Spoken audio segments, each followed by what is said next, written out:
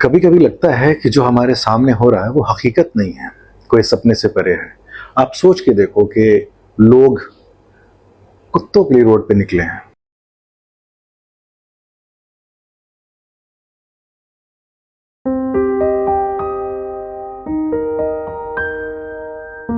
कितनी खूबसूरत बात है, सोचने में कितना अच्छा लगेगा ना। पूरी दुनिया कहेगी वाह, India is very good country that take care of their animals. They are on the roads against the government in the Supreme Court because stray dogs have been asked to be relocated. Now imagine आपके साथ और भी जगह गलत हो रहा है जहाँ पे कभी आवाज नहीं उठाई है। और मैं बात कर रहा हूँ SIR जो बिहार में हो रहा है, और जो इलेक्शन कमीशन की रिपोर्ट को अभी राहुल गांधी ने अपने कॉन्फ्रेंस में किया। मैं इस पे वीडियो बनाने से इसलिए बच रहा था क्योंकि मैं वेट कर रहा था कि ECI कोई रिस्पांस देगा इसके ऊपर, कोई कॉन्क्रीट जवाब देगा, राहुल गांधी को काउंटर करेगा, अपनी बातों को आगे रखेगा कि यहाँ पे आप जो समझ रहे हैं वो गलत है या फिर जो ऐसा है वो गलत है। लेकिन ECI ने ऐसा किया नहीं। ECI ने एक एफिडेविट दे दिया कि आप इस पर साइन करो, ओथ लेके बताओ। तो आप ओथ लेकर के आप ही बता दो कि आपने जो किया वो सही है। क्या गारंटी है कि आपने सारे डेटा जो आपने दिए हैं या जो आपने जो सारे इलेक्टोरल जो रोल बनाए हैं कि वो सारे सही हैं? क्या आप इस बात की गारंटी दे सकते हो? जवाब है नहीं। और अगर ऐसा है तो ठीक है, आई थिंक जैसे केस राहुल गांधी के ऊपर होना चाहिए जो आपने लिखा है BNS के अंदर, तो वैसा केस आप अपने ऊपर भी रखो कि ठीक है, अगर राहुल गांधी गलत साबित होते हैं तो उनके ऊपर केस होना चाहिए। लेकिन अगर इलेक्शन कमीशन ऑफ इंडिया साबित होती है गलत, तो फिर किसके ऊपर केस होना चाहिए? Why it's one way around?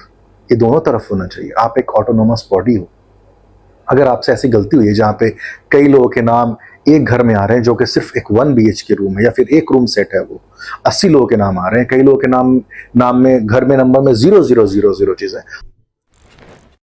Bulk voters in single address, single bedroom का घर है, 80 वोटर रह रहे हैं उसमें, अलग अलग नाम, अलग अलग परिवार। और जब हम वहां जाते हैं हमें बताया जाता है यहाँ पे 80 लोग नहीं रहते, यहाँ पे ये लोग हैं नहीं, कोई नहीं जानता है। ये है बूथ नंबर 366 पे वही कहानी। ये देख लीजिए, छोटा सा एक बेडरूम का घर है।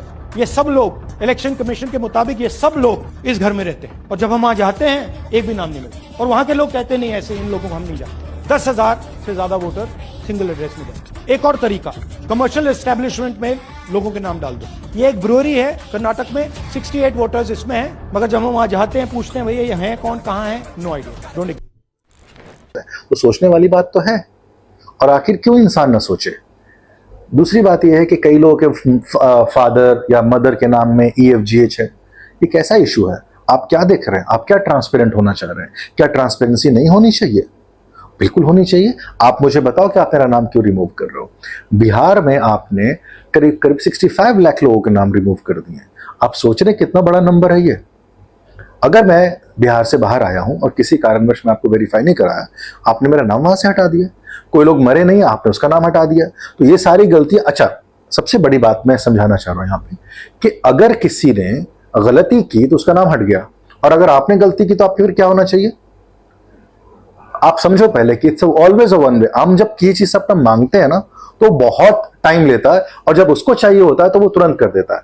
फॉर एग्जाम्पल, आप बिना टोल टैक्स दिए गाड़ी अपनी क्रॉस नहीं कर सकते हो। वहां पे इनका सिस्टम कभी भी फेल नहीं होता पैसे काटते समय, लेकिन रिफंड करते समय ये 7 दिन लेंगे, रिफंड करते समय 45 दिन लेंगे। Same goes for IRCTC। आप टिकट बुक करो, कभी आपके साथ ऐसा हुआ है कि उन्होंने आपका पैसा ना काटा और विद सम टेक्निकल ग्लिच आपको टिकट फ्री मिला? कभी नहीं होगा। जहां पैसे लेने की बात आती है, जहां पे इनकी अपनी बात आती है, वहां पे सिस्टम बहुत अच्छा है। इनकम टैक्स देख लो, इनकम टैक्स GST काटने के लिए सरकार कितनी तत्पर है। वो हर एक हथकंडे अपनाती है कि आपसे पैसे लिए जाए। लेकिन अगर बात आपको देने की हो तो कई लोगों को पेंशन पता नहीं जमाने से नहीं मिला, लेकिन अगर आप टैक्स ना भरो तो जेल का प्रावधान है। लेकिन यह प्रावधान कभी भी नहीं है कि किसी का पेंशन अगर टाइम पर ना मिला हो तो उस अधिकारी को जेल कर दिया जाए। सेम चीज ECI के साथ भी है। आप इस बात को समझो पहले कि हमारा जो प्रोसेस है, अगर किसी कारणवश किसी इंसान के नाम अपनी लिस्ट से हटाए हैं और अगर आप गलत साबित होते तो फिर आपकी क्या पनिशमेंट होनी चाहिए, क्या नहीं होनी चाहिए? ट्रांसपेरेंट होना चाहिए। आपको यह बताना होगा कि आपने कितनों के नाम हटाए हैं, वो कौन कौन लोग हैं। मेरा नाम हो सकता है, आपका नाम हो सकता है, किसी का भी नाम हो सकता है, और वजह बताया आपने क्यों हटाया। अगर मैं जिंदा हूं तो मैं मृत कैसे घोषित हो गया? और अगर मैं अपने घर पे था, मेरे घर में सब लोग थे, तो आपने मेरा नाम क्यों हटाया? आप वहां पे लिखो कि ये बंदा दिल्ली में है, ये बंदा लखनऊ में है, ये बंदा बिहार की इस जगह पे नहीं है, इस कारण से मैंने इसका नाम हटाया। अब वो भी देने से मना कर रहे हो। ये कैसी ट्रांसपेरेंसी है साहब आपकी, जहां पे लोग इस बात को लेके गुस्सा नहीं है कि आपके साथ क्या हो रहा। आप आज चुप हो, आप आज इस पे नहीं बोल रहे हो, आप कुत्ते के लिए बोल रहे हो लेकिन इंसान के लिए नहीं बोल रहे हो, अपने हक के लिए नहीं बोल रहे हो, कल आपके ऊपर भी आएगा। आज ये बिहार में हुआ है, कल किसी और स्टेट्स में होगा। बिहार इसलिए परेशान है क्योंकि बिहार में 2 महीने में इलेक्शन है और जो समय दिया गया वो बहुत कम है। तरीके में अगर लोग 65 लाख निकाले गए हैं तो मैं ये मानता हूं कि 60 लाख लोग तो फिर वो भी गलत थे जिन्होंने 2024 में मोदी जी को वोट दिया या कांग्रेस को वोट दिया, चाहे आरजेडी को वोट दिया, किसी को वोट दिया, फिर तो वो भी नल एंड वॉइड कर दिए आप। लेकिन आप वो नहीं कर रहे हो तो वहां पे आपको वोट अच्छा लगा जो 1 साल पहले था, लेकिन आपको 1 साल के बाद वो वोट बुरा लग रहा है। मेरा मानना यह है कि आपको बिहार इलेक्शन के बाद ये चीज करनी चाहिए थी ताकि आपको समय मिलता, ताकि लोग आपके ऊपर आवाज ना उठाते। लेकिन ईसीआई के ट्रांसपेरेंसी पे आज इसलिए आवाज उठाई जा रहा है क्योंकि इसकी टाइमिंग बहुत गलत है। जिस तरीके से किया जा रहा है, आप जिस स्टेट में करना चाह रहे हो पहले स्टेट के बारे में जान लो। उस स्टेट में सबसे कम दर में लिटरेसी है, उसी स्टेट में सबसे ज्यादा गरीबी है, उसी स्टेट में बाढ़ आते हैं, किसी के पास डॉक्यूमेंट्स नहीं है, सबसे ज्यादा करप्शन उस स्टेट में रहा है। आपको लगता है कि जो मजदूर टॉयलेट की सीट में, टॉयलेट के अंदर बैठ के दिल्ली, बॉम्बे, गुजरात कहीं जाता है मजदूरी करने, उसके पास पैसे होंगे इन चीजों के लिए बनवाने के लिए? क्या उसके पास ये ज्ञान होगा कि वो ये चीजों को बनवाएगा? आप किस स्टेट में बात कर रहे हो सर, जहां पे नदियों का बाढ़ रुकता नहीं है, जहां पे लोग अपने घर आए दिन रिलोकेट करते रहते हैं? कहां से डॉक्यूमेंट्स रखेंगे वो? आपने डॉक्यूमेंट्स की लिस्ट 11 कर दी है। आप राशन कार्ड पे हमें आप मुझे आधार पे राशन कार्ड दे सकते हो, आप मुझे पैन कार्ड से टैक्स कलेक्ट कर सकते हो, आप मेरे ड्राइविंग लाइसेंस पे चलान कर सकते हो, लेकिन आपको अगर मैं वो चीज दिखाऊं कि मैं नागरिक हूं तो आप उसको कहते नहीं, हम नहीं मानेंगे। तो भाई साहब मुझे एक बात बताइए, या तो आप सिस्टम इन प्लेस लेकर के आइए कि जैसे आधार का था कि भाई बिना आधार के किसी को कुछ नहीं मिल रहा, तो आप उसी तरीके से जन्म प्रमाण पत्र, जिसको बर्थ सर्टिफिकेट कहते हैं, आपके एड्रेस, इन सब चीजों को अनिवार्य कर देते। पहले पूरे सिस्टम में आप देख के बताइए क्या कितने लोगों के पास डॉक्यूमेंट्स हैं, या फिर आप मैंडेटरी कराते, उसके बाद अगर कोई ना दे पाता फिर आप उसका नाम हटाते। लेकिन आपने पहले सिस्टम नहीं बनाया, आपने पहले हमला बोल दिया, उसके बाद कह रहे कि सिस्टम के पास जाओ। तो सर एक बात मुझे बताइए, क्या आप करप्शन को नहीं बढ़ावा दे रहे हैं? अभी कोई इंसान जाएगा डेट ऑफ बर्थ बनाने, लोग पैसे मांगेंगे, ये होता है, इसे छुपा हुआ नहीं है। कई बार कई अधिकारी पकड़े गए इन चीजों को लेकर के। तो आप पहले समझिए कि आपको एक बात समझना होगा ईसीआई जी, कि आपको सारे सिस्टम इन प्लेस, चाहे वो म्युनिसिपैलिटी हो बिहार का, चाहे वो आधार सेंटर हो, सारा कुछ, इन सारे को इनसिंक होना पड़ेगा, तब आप कुछ कर सकते हैं। तो आप ये करने को राजी है नहीं। पूरे डॉक्यूमेंट हमारे आधार से लिंक है, बस आपका जो आधार जो इलेक्शन कार्ड है वो लिंक नहीं है। कुछ तो सोचा होगा ना सर आपने, आखिर आपके ऊपर सवाल कोई क्यों नहीं उठाएगा? क्योंकि आपकी टाइमिंग गलत है। आप सामने आके बता नहीं रहे हो कि भाई आपका नाम आखिर मैंने क्यों काटा है और किन किन का नाम काटा, वो आपकी लिस्ट भी आप जारी नहीं कर रहे हो। आप सुप्रीम कोर्ट में कहते हैं हम आधार कार्ड नहीं मानेंगे, सर मत मानो, लेकिन मुझे बताओ कि आप जो डॉक्यूमेंट मांग रहे हो वो बिहार में लोगों के पास आखिर आएगा कहां से? कितने लोगों के पास डॉक्यूमेंट है सर?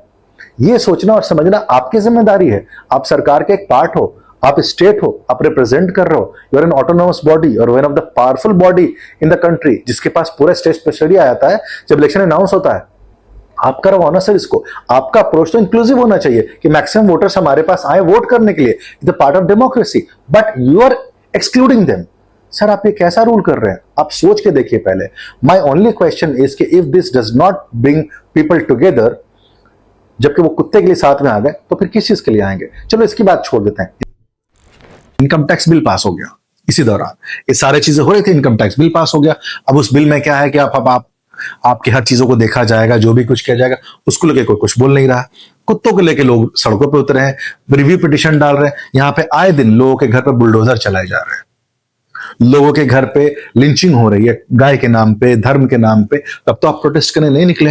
हम कहां लेके जा रहे हैं अपने देश को? कभी सोचा आप लोगों ने कि हम कर क्या रहे हैं? आज आप मत करो, बिहार का इशू है मत करो, मुसलमान का इशू है मत करो, गरीब का इशू है मत करो। लेकिन याद रखो, जब आप हीरो वर्शिप करोगे ना, जब आप किसी को कहोगे कि यही नेता मेरा महान है, बहुत बड़े भगवान है, याद रखो कि आप हीरो को अगर हीरो वर्शिप कर रहे हो तो गलती भी आप उसकी एक्सेप्ट कर रहे हो। मैं हमेशा कहता हूं कि अगर आप लोग ये चीज कर रहे हो, मैं एग्जाम्पल दूंगा, पंचायत सीजन 4 में सचिव जी प्रधान जी के साथ है, ये गलत है, एज पर द लॉ वो नहीं हो सकता, लेकिन हमें वो अच्छा लग रहा है क्योंकि हम हीरो वर्शिप करने की आदत है।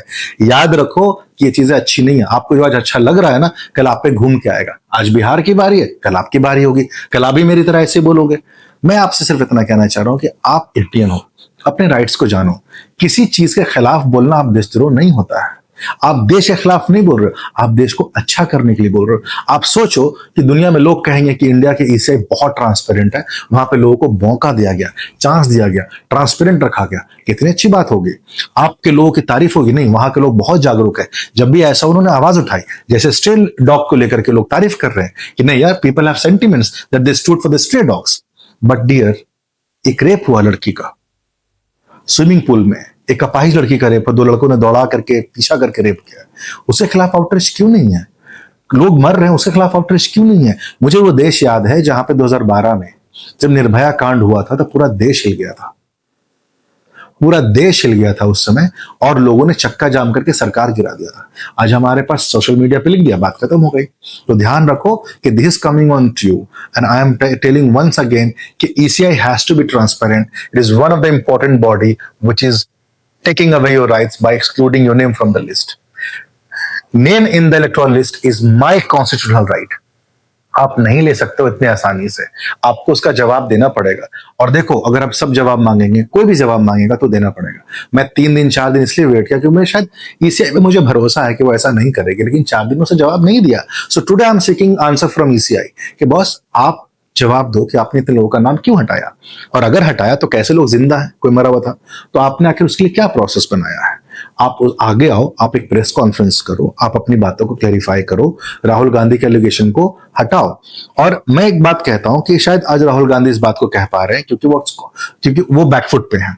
ये कल भी होता आया होगा, ये परसों भी होता आया होगा, ये हर सरकारों में होता आया होगा। तो today when everything is digital, election commission को सामने आना चाहिए। They should give the copy on the website and everything digital पे, ताकि लोग, आज तो एआई का जमाना है, खुद भी चेक कर लें कहां पे क्या है। It has to be transparent. लेकिन अगर आप जवाब नहीं देते हो तो आप अपनी एस्टैब्लिशमेंट पे सवाल खड़ी कर रहे हो, आप कहीं ना कहीं ट्रस्ट लूज कर रहे हो पब्लिक का अपने ऊपर, and that is very important कि आप ट्रस्ट लूज करो, क्योंकि हमारी डेमोक्रेसी आपसे है। You are the main channel which defines and operates democracy. तो अगर आप इस तरीके से करोगे बॉस, तो प्रॉब्लम सारी जगह आएगी। तो आप एक बार ट्रांसपेरेंट हो जाओ, आप लोगों के दावों को गलत साबित कर दो और आप सही साबित हो जाओ, और जहां पे गलतियां आपसे हुई अकाउंटेबिलिटी ले लो। इसमें तो कोई परेशानी वाली बात नहीं है। आखिर सिस्टम किसका सुधरेगा? हिंदुस्तान का। और हम सब किसके लिए काम कर रहे हैं? कंट्री के लिए काम कर रहे हैं। हमें कहां रहना है? इसी कंट्री में रहना है। तो आप इस बात को समझो पहले कि why it is very important to the public and everybody. Please be aware कि अब अगर आज आप नहीं आवाज उठाओगे, you will lose your chance of becoming a citizen in this country, and that is very very dangerous. तो आप खड़े हो, हक के लिए बोलो, सबके लिए बोलो। देश के लिए आवाज उठाना देश से गद्दारी नहीं है, सरकार से सवाल पूछना देश से गद्दारी नहीं है। सरकार आएगी और जाएगी, ये देश रहना चाहिए, ऐसा अटल बिहारी वाजपेयी ने कहा था। देश आज संकटों से घिरा है, और ये संकट हमने पैदा नहीं किए। जब जब कभी आवश्यकता पड़ी, संकटों के निराकरण में हमने उस समय की सरकार की मदद की है।